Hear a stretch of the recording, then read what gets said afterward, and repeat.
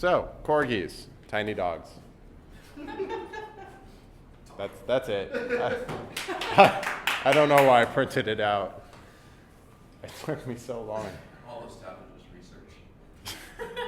research. Yeah. What are they?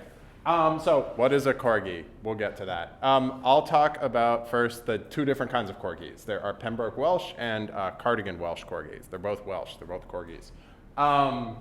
The Pembroke Welsh corgi has a docked tail, which means it's removed a little bit after birth. They're more extroverted and they have pointier ears, so they kind of look more like a fox. The Cardigan Welsh corgi has a tail. It's not docked. They are friendly but reserved with strangers. They're slightly larger and they have different coat patterns. So like you've never seen probably a Pembroke Welsh corgi with this pattern, which is called blue merle, and it looks awesome in person, but Cardigans have it. I prefer Pembroke Welsh, which are also the kind that the Queen has. They are, there's some gifts. They are pretty smart. You can do some tricks like this double high five. That's visible. Wait, so only this kind of dog do double high fives? No. They are both pretty smart. They just have some physical differences. But it has to be a corgi. Has to be a corgi. I know, you're shocked. You're like, how can a dog, oh, come on, learn this trick? They can also do this, which is, Oh, but it's fine because it just walks away. It's totally fine with just going downstairs. This dog is much tougher than I am. They do not deal well with snow. Just kidding. They're amazing at snow. Here's a corgi leading like 6 pugs through the snow. Yeah. If you're ever around some corgis in like pretty deep snow, they'll sometimes tunnel because they're so low to the ground. So you'll just see like corgis going under the snow. It is incredible. I recommend it. Some sad parts now. I know. They have osteochondrodysplasia, which means that their bones don't grow right. As you might expect, because they look pretty different from most other dogs you've seen. If you look at their heads, they're actually quite large relative to the rest of their body. Their heads are like 50% the size of their body, which when you think about it is kind of messed up. Their limbs are very short, which is why they have adorable stumpy legs. So that's actually like bone disorder. They have achondroplasia, which is also like dwarfism, the same thing that like people can get. It's also called the OC disorder. So it is actually not recessive. So you get corgi hybrids that are very obviously corgi hybrids. Here are some. There's a corgi golden retriever, very tiny. Corgi husky is incredible. It looks exactly like a tiny husky. Yeah, they're really cute. How much? How much? This is not real. You selling these right now? No. Here's a corgi / long-haired dachshund, which is actually larger than a regular dachshund.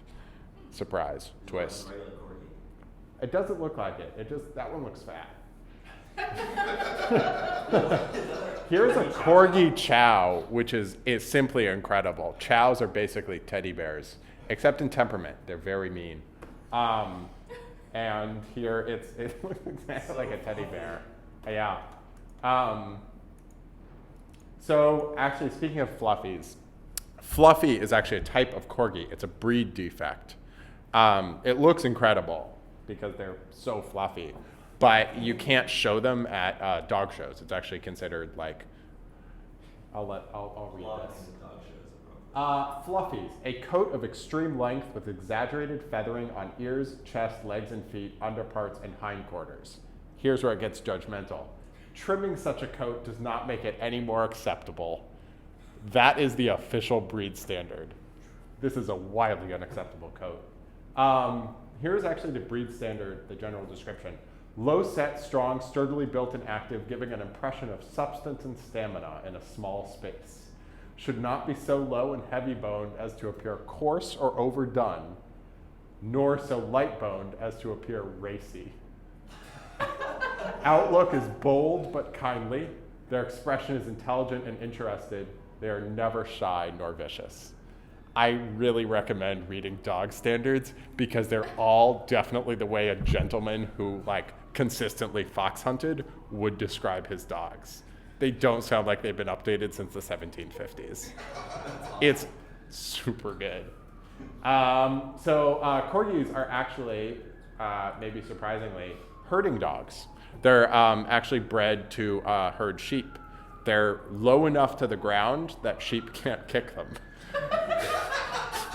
Yep. They kick too high? They kick too high, yeah. Yep. So there's actually a reason why they're so low to the ground. Okay, Yeah. Yep. So just like our code, there are actually tests for this called herding instinct tests. And here's one.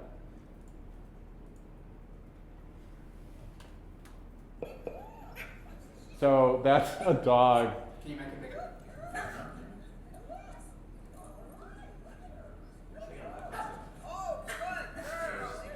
These goats are terrified.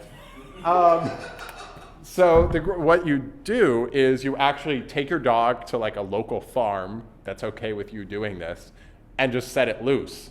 And then if it starts herding, it has a herding instinct. And if it just sits there being like, yes, these are animals, I am an animal, we are all one, and is kind of like a hippie about it, then it doesn't have a herding instinct. So it's very basic. Do you just kill it at that point? No, my God. I'm just curious. No. I wasn't sure if that meant anything. I think it means that it is not Can you not bring part it? of the breed. You probably would not want to breed that dog. Okay. But pets are fine. You probably don't want your dog hurting your kids, for example. It may even No. it may even be desirable. Yeah, a lot of dogs herd children That's fine. because it's close enough in their minds.